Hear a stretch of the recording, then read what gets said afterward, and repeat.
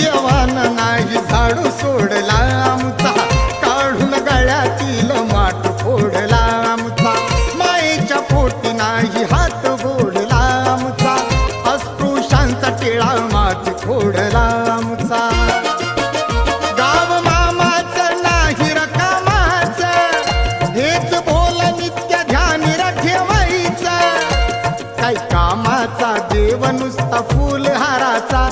काय कामाचा देव नुसता फुलहाराचा, आमच्यासाठी तो लढला भिवा